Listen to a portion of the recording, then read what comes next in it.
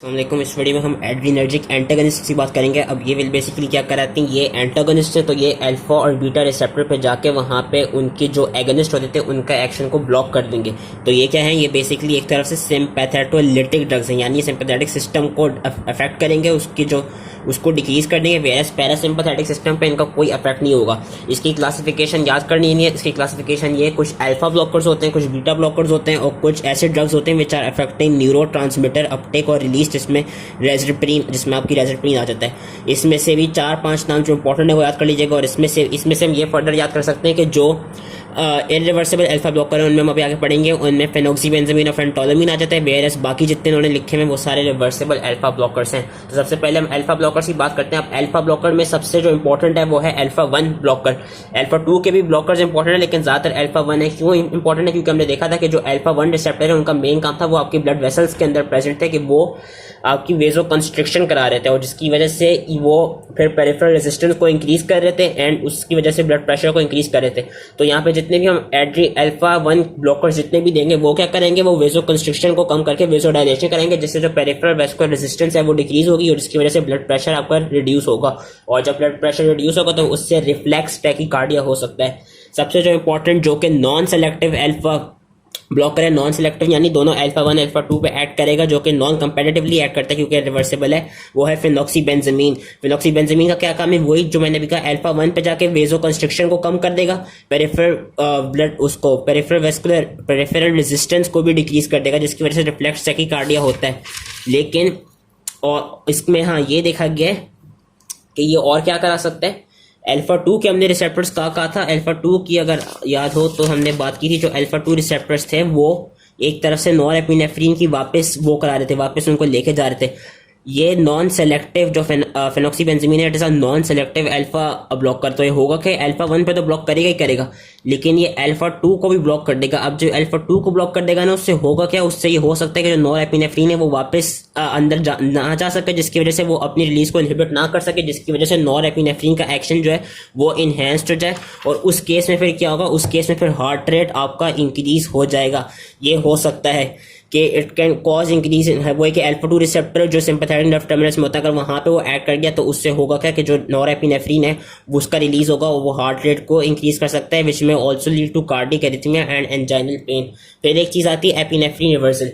Epinephrine reversal क्या है, उसके बेसिकली ये इन्होंने टेबल भी दिया हुआ है। बेसिकली जितने भी अल्फा 1 ब्लॉकर्स हैं ना, या जो क्या कहते हैं, वो कराएंगे क्या, वो एपिनेफ्रिन के एक्शन को रिवर्स कर देंगे। हमने देखा था एपिनेफ्रिन क्या काम करा रहा था। एपिनेफ्रिन अपने अल्फा रिसेप्टर्स पे, मेनली अल्फा 1 पे जाके वो वेजो कंस्ट्रिक्शन करा रहा था, जिससे वो सिस्टोलिक ब्लड प्रेशर इंक्रीज कर रहा था। और हमने देखा था कि जो एपिनेफ्रिन है वो अपने बीटा 2 रिसेप्टर पे भी ऐड कर रहा था, जिससे वो पेरिफेरल वेजो डायलेशन करा रहा था, जिसकी वजह से डायस्टोलिक ब्लड प्रेशर जो है वो जिसकी वजह से जो वो था कि जो डायस्टोलिक ब्लड प्रेशर था वो इंक्रीज कर रहा था। लेकिन यहाँ पे क्या होगा, यहाँ पे ये होगा कि जब हम अल्फा ब्लॉकर्स देंगे तो एपिनेफ्रिन रिवर्सल एक कंडीशन जाएगी। उसमें क्या होगा कि एपिनेफ्रिन अपने अल्फा वाले रिसेप्टर्स पे काम कर नहीं पाएगा, यानी वेजो कंस्ट्रिक्शन होगी नहीं, वेजो डायलेशन हो रही होगी। लेकिन क्योंकि अल्फा ब्लॉकर दिया हुआ है, अल्फा ब्लॉकर का बीटा रिसेप्टर पे कोई काम है नहीं एपिनेफ्रिन का, लेकिन बीटा रिसेप्टर पे काम है। एपिनेफ्रिन क्या करा रहा है, वो अपने बीटा 2 रिसेप्टर के थ्रू वेजो डायलेशन करा रहा है। तो एपिनेफ्रिन रिवर्सल बेसिकली ये कि अगर हम किसी पेशेंट को फेनोक्सीबेंजामीन दे दें, उसमें ये होगा कि एपिनेफ्रिन अल्फा रिसेप्टर पे एक्ट नहीं कर पाएगा, जिससे अल्फा वाली जगहों पे भी वेजो डायलेशन होगी, जिसकी वजह से ब्लड प्रेशर डिक्रीज होगा। और एपिनेफ्रिन बीटा 2 रिसेप्टर पे एक्ट कर पाएगा, जिसकी वजह से वो पेरिफेरल वेस्कुलर रेजिस्टेंस को डिक्रीज कर देगा, जिसकी वजह से वहां पे भी वेजो डायलेशन हो रही होगी। तो ओवरऑल ये देखा जाएगा कि जो ओवरऑल सिस्टेमिक ब्लड प्रेशर होगा बंदे का वो डिक्रीज कर जाएगा due to epinephrine and also due to phenoxybenzamine. अब फेनोक्सीबेंजामीन के थेराप्यूटिक यूजेस क्या हैं कि it is used in treatment of sweating and hypertension associated with phaeochromocytoma. Phaeochromocytoma क्या होता है, एक एड्रीनल ग्लैंड का ट्यूमर हो जाता है जिसकी वजह से ज्यादा कैटेकोलेमीन्स आपके प्रोड्यूस होने लग जाते हैं। एडवर्स इफेक्ट्स इसके क्या है कि it can cause postural hypotension, nasal stuffiness, nausea, vomiting, it may inhibit ejaculation और it may also induce reflex tachycardia. और जो कार्डियोवैस्कुलर और सेरेब्रोवैस्कुलर डिजीज से जो भी पेशेंट्स अफेक्टेड हैं उनमें ये कॉशियसली यूज करने चाहिए। फिर आपका एक और आता है फेंटोलामीन। फेंटोलामीन भी कॉम्पिटिटिव ब्लॉकर है, दोनों नॉन सेलेक्टिव है, ये भी अल्फा 1 अल्फा 2 का है। और इसका क्या देखा गया कि it is used in diagnosis and short term management of phaeochromocytoma. It is also use to use locally to prevent dermal necrosis following extravasation of norepinephrine. और ये हाइपरटेंसिव क्राइसिस भी ट्रीट कर सकता है उन पेशेंट्स में जो जिन्होंने क्या कहते हैं जो मोनोमाइन ऑक्सीडेज इनहिबिटर्स ले रहे हो और वो टायरामीन इंजेस्ट कर लें. क्योंकि अगर वो टायरामीन इंजेस्ट कर लेंगे तो टायरामीन इंजेस्ट करने से होगा क्या कि आपके कैटेकोलामीन्स जो है वो ज़्यादा प्रोड्यूस होने लग जाएंगे. और अगर वो पेशेंट मोनोमाइन ऑक्सीडेज इनहिबिटर भी ले रहे हैं तो कैटेकोलामीन्स हैं वो फिर अपनी डिग्रेड हो नहीं पाएंगे, जिस वजह से उनका इफेक्ट ज़्यादा इनहेंस्ड हो जाएगा. तो उन पेशेंट में भी हम फेंटोलामीन दे सकते हैं ताकि वो जो हाइपरटेंसिव क्राइसिस प्रेजेंट लग जाएंगे वो फिर कम से कम हो जाए. फिर आपके कुछ सेलेक्टिव अल्फा ब्लॉकर्स आते हैं जिसमें अल्फा 1 रिसेप्टर के काफ़ी सेलेक्टिव होते हैं. उसमें आपके आ जाता है पैराजोसिन, टेराजोसिन, डॉक्साजोसिन. जो पैराजोसिन, डेक्साजोसिन एंड पैराजोसिन, टेराजोसिन एंड डॉक्साजोसिन, इनमें से अगर ये दो या एक भी याद हो जाए तो it is more than enough. Basically ये वाले क्या कराते हैं, ये अल्फा 1 रिसेप्टर पे जाके कॉम्पिटिटिवली ब्लॉक कर देते हैं और ये इसलिए हाइपरटेंशन की ट्रीटमेंट में यूज हो सकते हैं. टेम्सुलोसिन, एल्फूजोसिन एंड सिलोडोसिन, ये तीन क्या कराते हैं, ये तीन बेसिकली बिनाइन प्रोस्टेटिक हाइपरप्लेजिया की ट्रीटमेंट में यूज किए जाते हैं. इनका ये देखा गया कि जो मैकेनिज्म ऑफ एक्शन है बेसिकली इनका ये देखा गया कि जो वो है पैराजोसिन, टेराजोसिन और जो डॉक्साजोसिन है वो तो बेसिकली जो आर्टेरियल और वीनस स्मूथ मसल है वहां पे जाके एक्ट कर रहा है, वहां पे जाके वो ब्लड प्रेशर को लो करा रहा है बाय कॉजिंग वेसोडाइलेशन.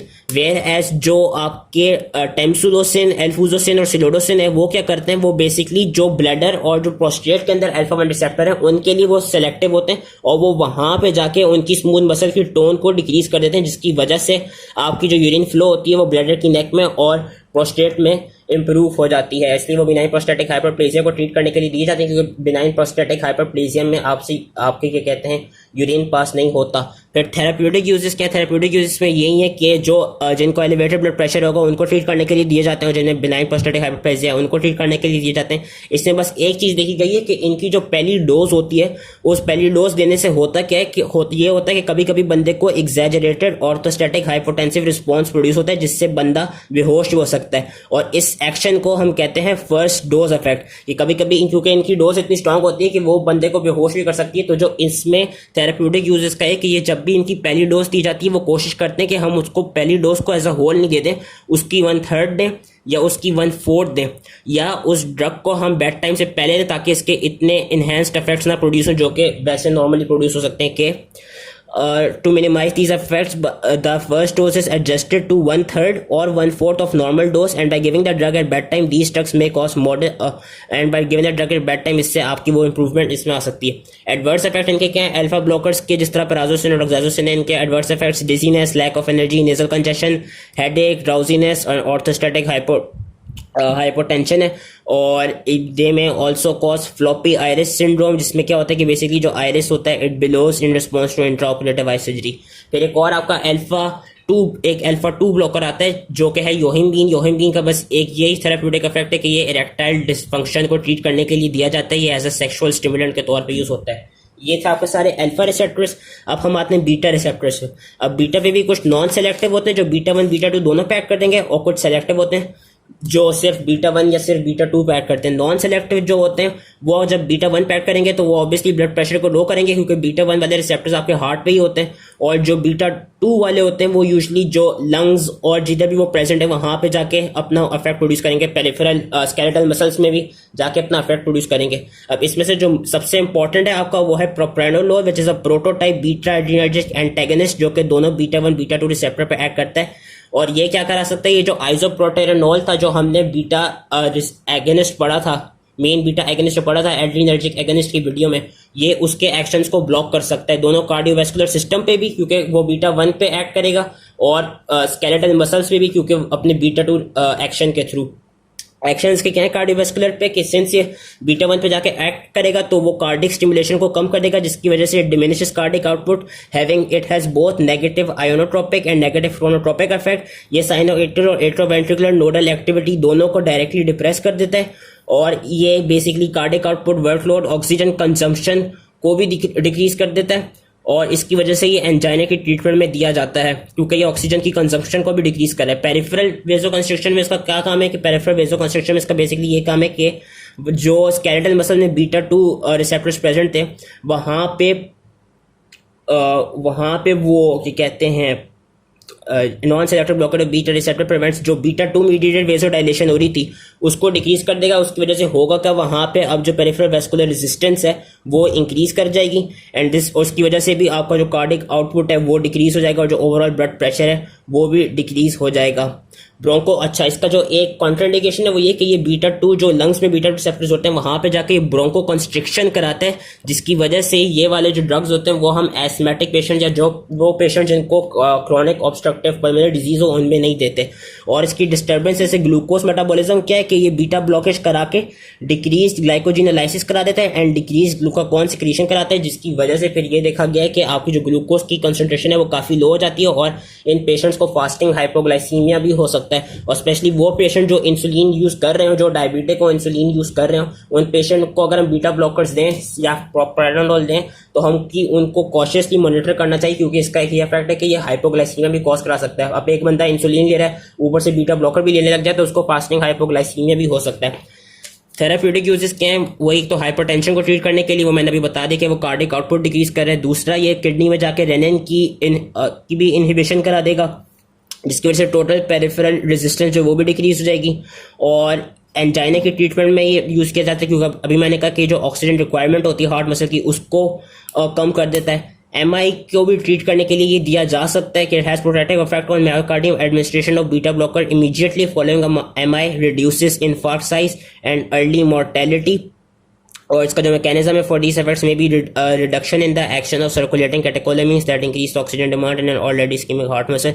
माइग्रेन की ट्रीटमेंट में ये प्रोफाइलेक्टिकली यूज होता है क्योंकि ये लाइपोफिलिक इन नेचर होता है, तो ये सीएनएस को जाके सीएनएस में पेनिट्रेट कर सकता है, वहाँ पे माइग्रेन को ट्रीट कर सकता है। दूसरा ये हाइपरथायरॉयडिज्म की ट्रीटमेंट में भी दिया जाता है क्योंकि हाइपरथायरॉयडिज्म में आपका सिंपैथेटिक स्टिमुलेशन जो नर्वस सिस्टम होता है वो इतना इन्हेंस्ड हो जाता है, तो उसको भी कम करने के लिए हम बीटा ब्लॉकर में प्रोप्रानोल दे देते हैं।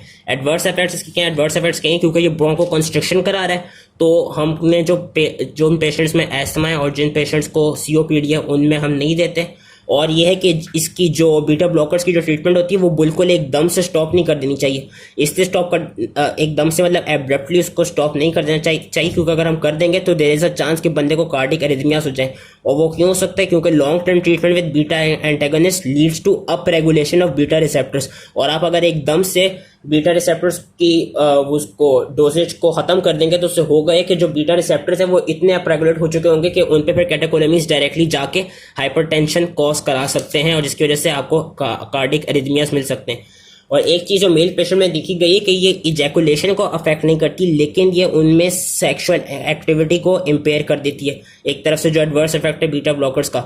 बाकी मेटाबॉलिक डिस्टर्बेंसेस क्या है, मेटाबॉलिक डिस्टर्बेंसेस यही है कि मैंने कहा कि ये ग्लाइकोजिनोलाइसिस को डिक्रीज करा रहा है, ग्लूकागॉन की सिक्रीशन को डिक्रीज करा रहा है, इसलिए ये फास्टिंग हाइपोग्लाइसीमिया कॉज करा सकते हैं। और जो फास्टिंग हाइपोग्लाइसीमिया से रिलेटेड जितने भी एडवर्स इफेक्ट्स होते हैं जिस तरह ट्रेमर, टैकीकार्डिया, नर्वसनेस वो हो सकते हैं। दूसरा ये सीएनएस के अंदर जा सकता है क्योंकि लाइपोफिलिक है, तो सीएनएस में जाके ये आपका डिप्रेशन करा सकता है, डिजीनेस करा सकता है, lethargy, fatigue, weakness, visual disturbances, hallucination, short term memory loss, emotional liability, ये सारी चीज़ें करा सकता है। और इसका एक और इफेक्ट क्या है, ये कराता क्या है, एक तो ग्लूकोज की कंसंट्रेशन को कम कर रहा है, तो ये बेसिकली कराता है कि जो एडिपोस टिश्यू होते हैं वहां से ज्यादा फैटी एसिड्स की रिलीज कराता है, लाइपेजेस को एक्टिवेट कर देता है।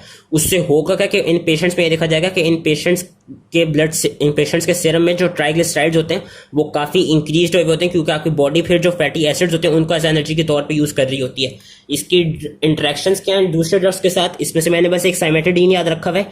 इसकी है कि जो साइमेटिडीन ड्रग है वो बेसिकली इसके मेटाबॉलिज्म को इनहिबिट कर देगा, जिसकी वजह से प्रोप्रानोलोल जो है वो आपकी बॉडी में काफी देर तक रहेगा और वो फिर जो अपने एंटी हाइपरटेंसिव इफेक्ट्स हैं उनको ज़्यादा से ज़्यादा प्रोड्यूस करने लग जाएगा। वेरस अगर हम किसी पेशेंट को प्रोप्रानोल के साथ बार्बिट्यूरेट, फेनेटोइन या राइफेम्पिन दें तो बार्बिट्यूरेट, फेनेटोइन, राइफेम्पिन का काम ये कि ये उसके प्रोप्रानोल के मेटाबॉलिज्म को इंक्रीज कर देते हैं, जिसकी वजह से प्रोप्रानोल की जो कंसंट्रेशन है वो जल्दी डिक्रीज हो जाती है, जिसकी वजह से प्रोप्रानोल के जो इफेक्ट्स हैं वो इतने प्रोड्यूस नहीं हो पाएंगे।